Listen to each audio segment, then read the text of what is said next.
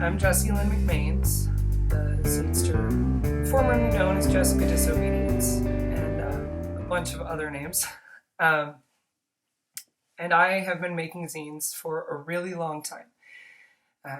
How long, you ask? I made my first zine the year that Green Day's Dookie was released.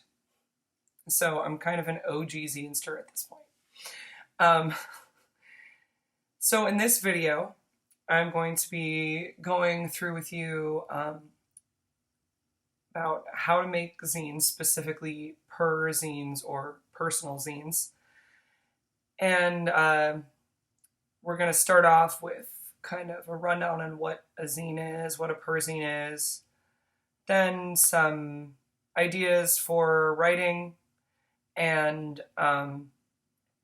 what to write about, and also just some general sort of concerns, I guess, things that you might be thinking about when wanting to write a perzine. And then we will go through and I will just show you how to make a basic zine. I will also be including links below to some other stuff I've written about zine writing and zine making and my favorite zines and all that. So first off, what's a zine?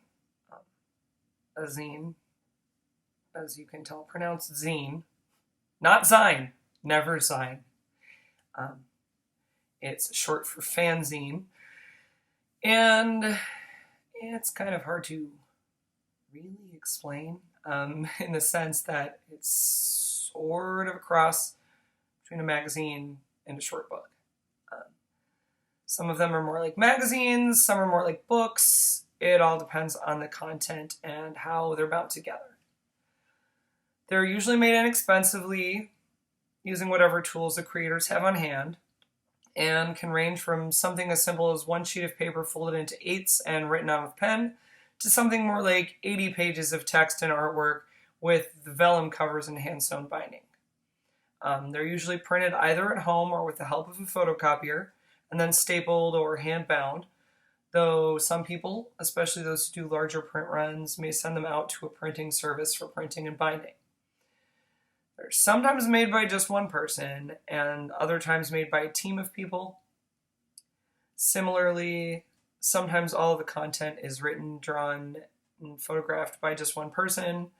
Other times, one or more people act as editor and include writing and artwork by a bunch of people. And there are a lot of types of zines. A lot of zines are a combination of many types of content, and we'll actually get back into that later when we're discussing what to put in your perzine. So we'll be focusing on putting a zine together by yourself rather than in collaboration with other people. If you want more information about that sort of thing, some of that can be found in the links I'll be posting.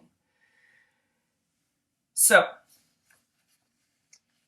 what is a perzine?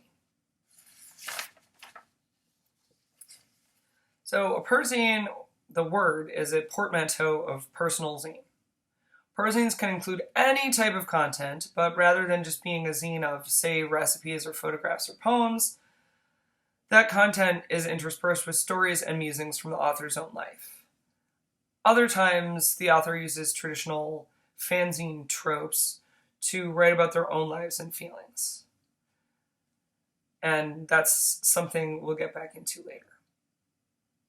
And many times in perzines, all the content is just straight up personal essay or memoir, woven together around a theme or a particular span of time. I have to tell you that sometimes perzines get a bad rep. Some people think they're boring, self-indulgent, I don't know. I mean, it might be the same reason that memoirs in general kind of get a bad rap.